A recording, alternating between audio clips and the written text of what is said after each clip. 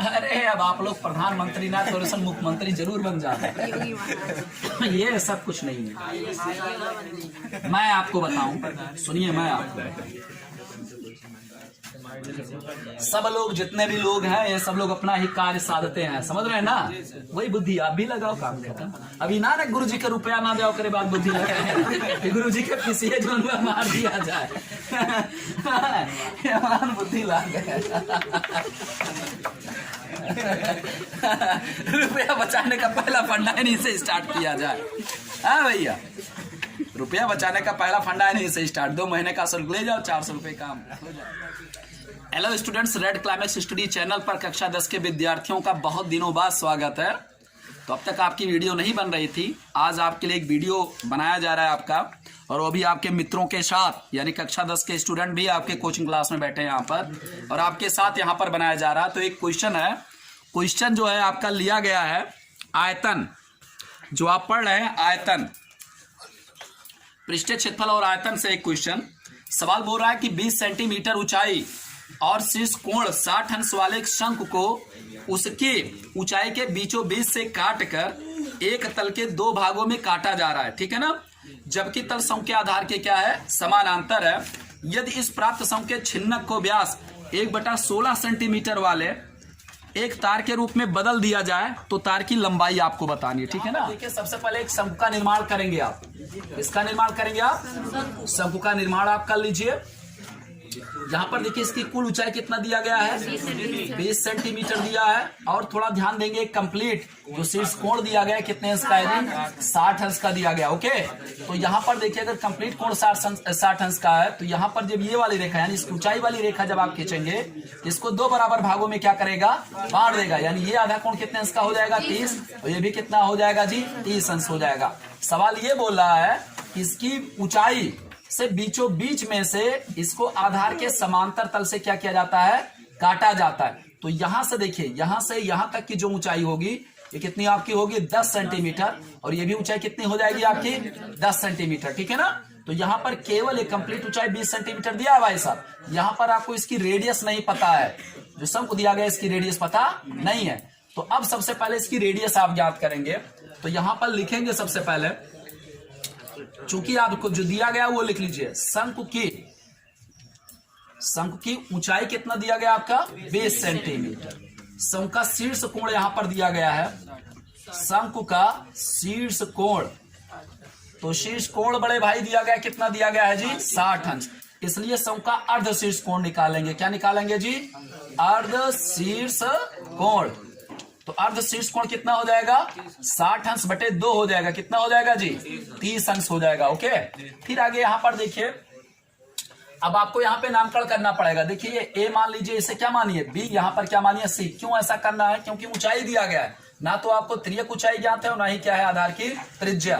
तो आधार की त्रिज्या आप जब निकालेंगे तभी आयतन आपका निकलेगा। क्यों आयतन आपको निकालना है, क्योंकि ये जो शंकु छिन्नक आपका प्राप्त हो रहा है यहाँ से यहाँ तक काटकर, इससे क्या बनाया जा रहा है, बेलनाकार तार बनाया जा रहा है, ठीक है ना? तो शंकु छिन्नक का जितना आयतन होगा वो तार के आयतन के क्या होगा, बराबर होगा। तो सबसे पहले ये BC की वैल्यू आप यहाँ पे निकाल लीजिए। लिखेंगे चित्रानुसार, क्या लिखेंगे जी, चित्रानुसार। यहां पर आ जाएंगे समकोण त्रिभुज AB, क्या लिखेंगे भाई साहब, C में, ठीक है ना? ये कोण कितने अंश का दिया गया है जी, 30 अंश। तो 30 अंश के सामने वाली भुजा, यहां पर देखिए समकोण त्रिभुज आपका बनेगा ABC, क्योंकि यहाँ पर देखिए जो ऊंचाई होता है, जो त्रिज्यक ऊंचाई होती है और आधार के बीच 90 अंश, ये देखिए यहाँ पर समकोण त्रिभुज का निर्माण होता है। तो यहाँ पर आप क्या लगाएंगे जी, त्रिकोणमिति का प्रयोग करेंगे। तो यहाँ पर कितना लिखेंगे जी, लंब की वैल्यू निकालनी है, बेस यहाँ पर दिया गया है, तो यहाँ पे टेंजेंट लेंगे। कितना लेंगे आप, 30 अंश, बराबर आपका हो जाएगा BC बटे कितना हो जाएगा आपका AB।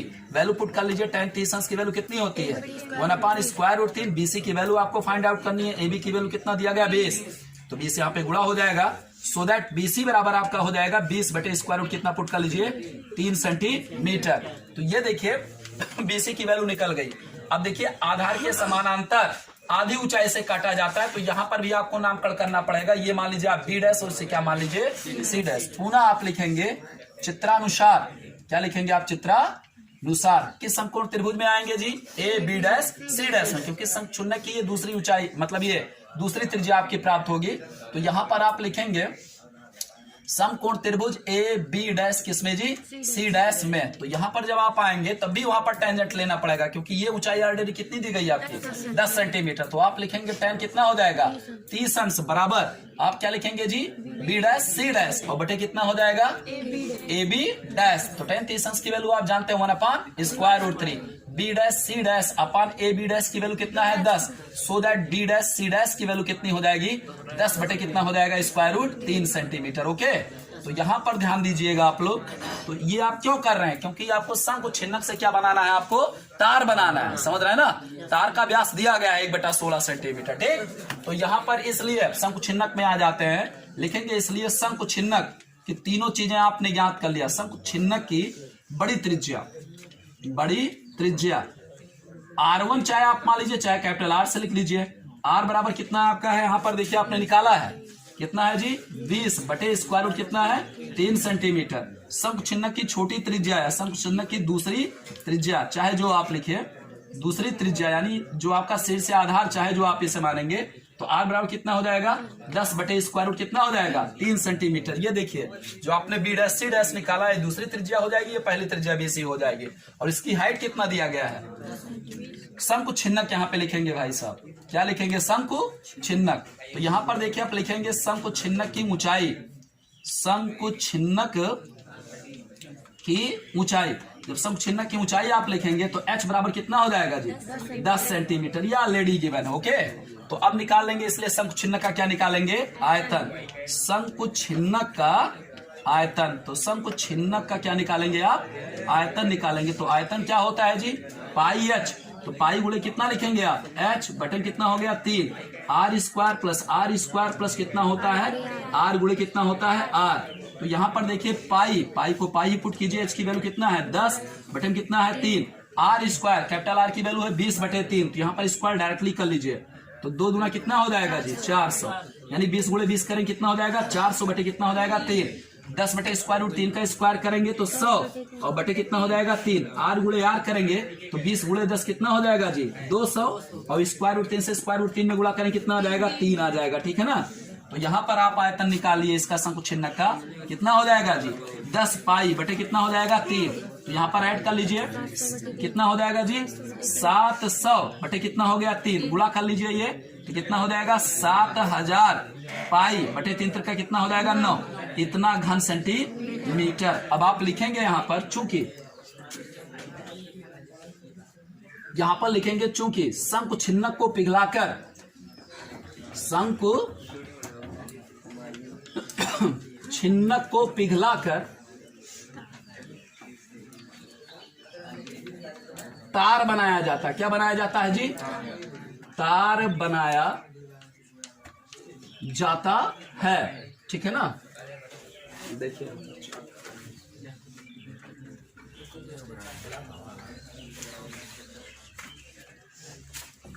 तो देखिए यहाँ पर शंकु छिन्नक को पिघलाकर क्या बना रहे हैं आप तार कैसा होता है जी बेलनाकार होता है। लिख लेंगे जिसका व्यास दिया गया है, तार का व्यास क्या दिया गया है 1 बटे कितना है जी 16 सेंटीमीटर है, इसलिए तार की त्रिज्या कितनी हो जाएगी, इसलिए लिख लेंगे तार की त्रिज्या व्यास की आधी होती है, व्यास की क्या हो जाएगी तो 1/16 में 1/2 से क्या करेंगे गुणा कर देंगे, कितना हो जाएगा 1/32 सेंटीमीटर। अब लिखेंगे इसलिए लिखेंगे आप इसलिए तार का आयतन